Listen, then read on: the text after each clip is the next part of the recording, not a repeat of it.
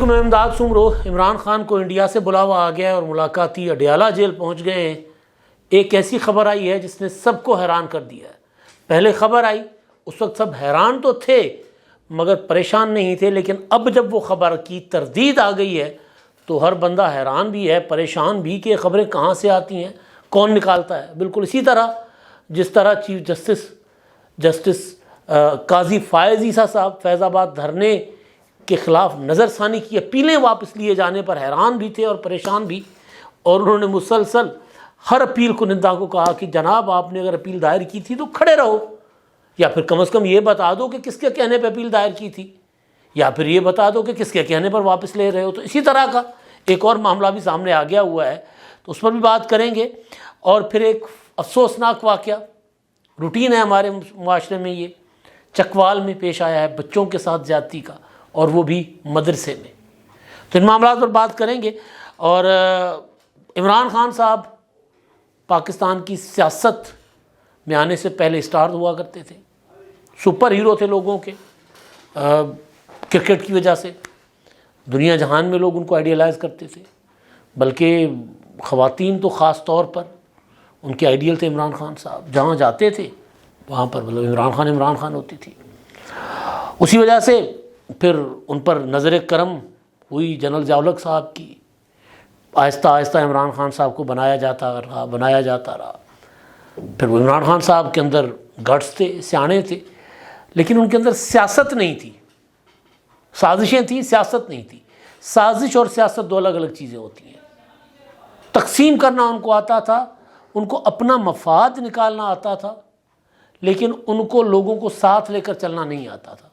جب سیاست کی بات آتی، ساتھ لے کر چلنے کی بات آتی تو خان صاحب فارغ، جیل اس لیے پڑے ہوئے. ورنہ جو عروج اسٹیبلشمنٹ کے حوالے سے میں بات کر رہا ہوں، فوج ساتھ، عدلیہ ساتھ، میڈیا ساتھ، میڈیا کی گردن مروڑی ہوئی تھی، اور جناب پوری کی پوری اشرافیہ ساتھ، اشرافیہ کی آنکھ کے تارے عمران خان صاحب. یہ الفاظ خاص طور پر لاہور کی اشرافیہ میں ہم نے سنے، اشرافیہ کی پارٹیوں میں، کہ اچھا جی اب عمران خان کو نکال کر یہ پھر لوہار کے بچوں کو لا رہے ہیں. یعنی اس طرح گروپ کی لوگوں کے اندر نفرت بٹھائی گئی اور اس طرح محبت بٹھائی گئی. اب نواز شریف صاحب کے والد صاحب ہوں گے کسی زمانے میں لوہار، لیکن وہ پاکستان بننے سے پہلے امیروں میں شامل ہو گئے تھے.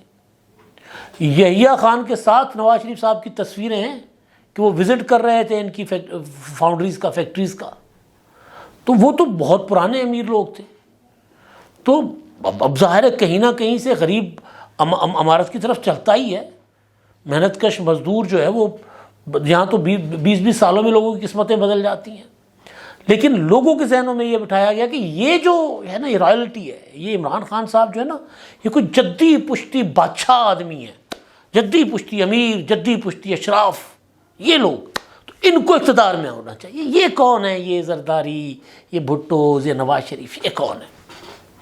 تو یہاں پر آ کر عمران خان صاحب سے بھی ہوگی غلطیاں. اب خان صاحب پڑے ہوئے جیل میں.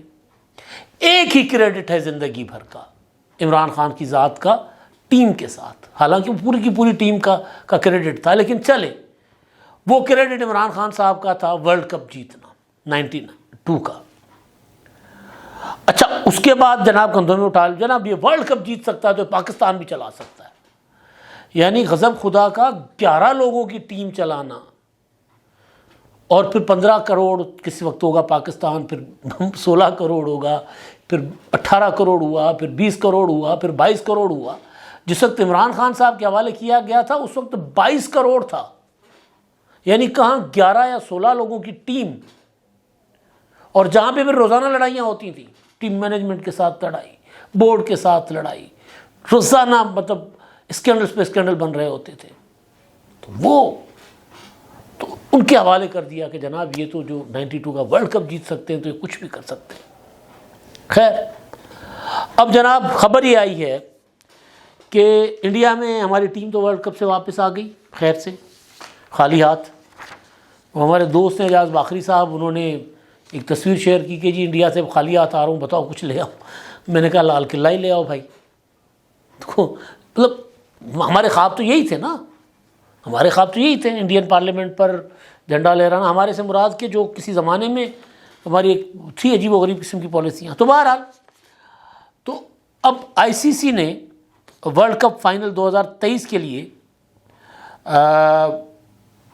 یہ فیصلہ کیا کہ جو سابقہ ورلڈ کپ ہوئے ہیں اور اس وقت کی جو ٹیمیں تھیں، ان کے جو کپتان تھے، ان کو مدعو کیا جائے، جس میں ظاہر ہے 92 کا ہم نے جیتا تھا تو اس وقت عمران خان صاحب ورلڈ کپ کھیلے تھے، کپتانی کی تھی انہوں نے، تو وہ تو پڑے ہوئے اڈیالہ میں. نیکسٹ اسٹاپ اڈیالہ، عمران خان نے گانا بنایا تھا اور اسی گانے کی بنیاد پر لوگوں کو جنون دیا تھا کہ ان کو میں جیلوں میں ڈالوں گا، ان کو میں نہیں چھوڑوں گا، ان کو میں رلاؤں گا. اب عالم دیکھیں، کل عمران خان صاحب نے ٹویٹ کی اپنے بیٹے سلمان خان کی تصویر، اس میں انہوں نے لکھا کہ سلمان خان کی برتھ ڈے ہے اور برتھ ڈے پر بھی ان کو بیٹے سے بات نہیں کرنے دی گئی. کرنی دینی چاہیے تھی، کوئی گنجائش نکالنی چاہیے تھی.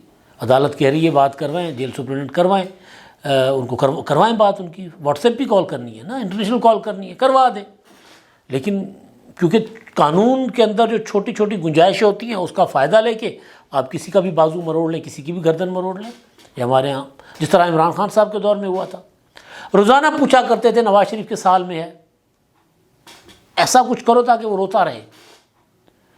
پھر جب بیگم کلثوم نواز صاحبہ جو ہیں وہ آخری دن تھا ان کا، تو نواز شریف صاحب کو فیل ہوا ہوگا، انسان کو ایک تعلق ہو تو کہیں نہ کہیں، مطلب میں نے سرائکی میں کہتے ہیں نا موہ، جب اس کا اردو میں مجھے ترجمہ نہیں آتا، دل مونجھا تھیندا پیا سائیں. اداس سے کوئی اگلی نسل کا لفظ ہے، وہ اس سے اگلی کیٹیگری ہے. تو جب دل مونجھا ہو رہا تھا نواز شریف صاحب کا، تو انہوں نے کہا یار مجھے فون کرائیں، مجھے کوئی گڑبڑ فیل ہو رہی ہے لندن میں. انہوں نے نہیں، کوئی اجازت نہیں ہے آپ کو فون کرانے کی، بات نہیں کروائے. انہوں نے کہا یار میں صرف خیریت معلوم کر لوں اپنی اہلیہ کی. نہیں، یہ تو خیر سالگرہ تھی، اللہ سلامت رکھے عمران خان صاحب کے بچوں کو. تو بیجی ہے بویا تھا، اب جیل میں پڑے ہوئے ہیں. اب خبر یہ ہے کہ جناب انہوں نے تمام سابق کپتانوں کو کہا ہے کہ جی وہ آئیں، اور دعوت نامہ بھیج دیا ہوا ہے. اور پاکستان کے جو کپتان عمران خان کے لیے خصوصی تحفہ، وہ کہہ رہے ہیں کہ جی وہ بھی ان کے لیے تیار ہے. اب اس میں جو دیگر سابق کپتان ہیں ان کو جو بلانے کے لیے کہا گیا کہ لائیو لائٹ ہے، کپل دیو ہیں، ایلن بارڈر ہیں، رانا ٹنگا، اسٹیوا، رکی Ponting, Mahindra Singh Dhoni, Michael clerk اور آئن مورگن. ان کے لیے کہ جی یہ بھی شریک ہوں گے. تو عمران خان صاحب، اب عمران خان صاحب کہاں جا پائیں گے بیچارے؟ سوال ہے نا، ظاہر ہے بیچارے ہی ہیں نا اس وقت، تو اندر پڑے ہوئے ہیں.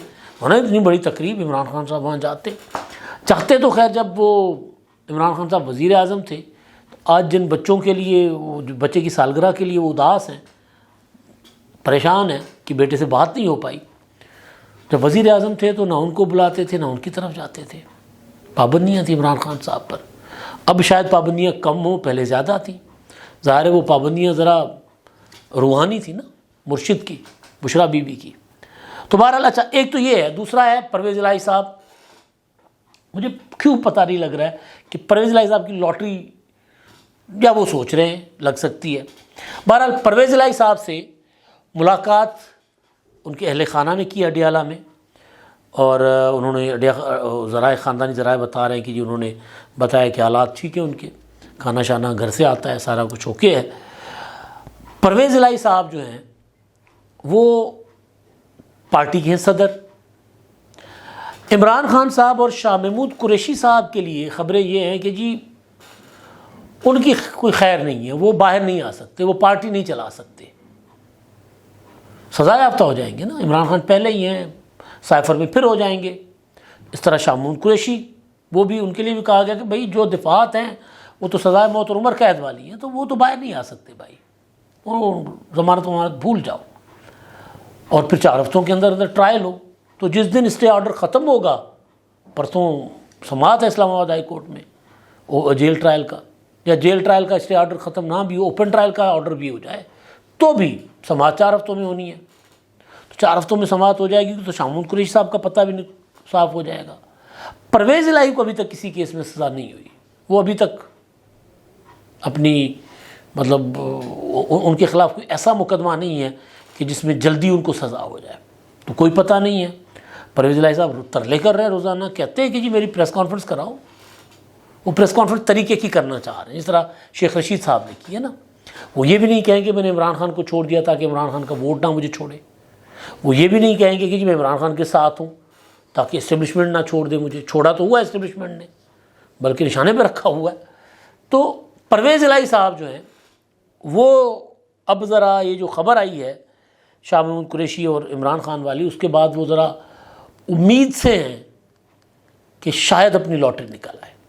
لیکن میری جو انفارمیشن بھی تھی اور میرا تجزیہ بھی تھا، جو اب تک تو سچ ثابت ہوا ہے، کہ پرویز الہی پر اتنا ہی بڑا کاٹا ہے جتنا بڑا کاٹا عمران خان اور پر ہے، شاہ محمود قریشی پر اتنا بڑا نہیں تھا، اب ہو گیا ہوا ہے. اس کی ریزن کیا ہو سکتی ہے وہ بعد میں کبھی پتہ چل جائے گی. اچھا جی، اب جو معاملہ ہے افسوسناک، اس کے بعد میں آتا ہوں وہ خبر جو حیران کن خبر ہے. افسوسناک معاملہ یہ ہے کہ جناب چکوال کا ایک علاقہ ہے چواں چک، وہاں پہ ایک مدرسہ ہے. میں نام نہیں لے رہا، میرے پاس ایف آئی آر کی کاپی، ایف آئی آر آپ اسکرین پر دیکھ لیجئے گا. بچوں کے نام ہے نا، بچوں کے نام بندہ کیا لکھے، زیادتی بھی ہو پھر نام ان کے پبلک کر کے ان کو اور زیادہ معاشرے میں یہ اور زیادتی ہوتی ہے نا. مدرسے میں بچے والدین پڑھانے کے لیے بھیجتے ہیں، بیچارے لوگ، سادہ لوگ، غربت بھی ہوتی ہے، ایمان بھی ہوتا ہے کہ چلے یار دینی تعلیم مل جائے گی، بچہ نیک صالح نکلے گا. لیکن وہاں جو واقعات ہوتے ہیں، اس طرح کے واقعات پھر دل دہلا دیتے ہیں کہ لوگ کیا سمجھ کر بچوں کو بھیجتے ہیں اور وہاں چل کیا رہا ہوتا ہے. آئے روز آپ دیکھیں چھوٹے چھوٹے بچوں کو، 7-7 8-8 سال کے بچوں کو لاتوں سے مار رہے ہوتے ہیں، کاری تھپڑے مار رہے ہوتے ہیں، ایون اسکولوں میں بھی. بلکہ آج کل تو ایک اور یونیورسٹی، سرگودا کی کوئی یونیورسٹی کالج ہے یا کچھ، اس کی بھی ویڈیو چل رہی ہے کہ ایک سیکنڈ ایئر کے بچے کو تھپڑوں تھپڑی ہوئے ٹیچر. یار یہ دنیا میں طور طریقے ہی ختم ہو گئے ہیں.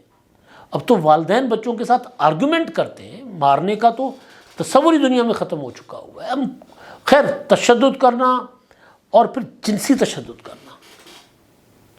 ایک والد نے ایف آئی آر درج کرائی ہے کہ جی میں بیٹے سے ملنے جاتا تھا مدرسے، تو میں گیا تو میں نے بیٹے کو پریشان دیکھا، پھر اس کو قریدا، اس کو کہا کیا ہوا ہے.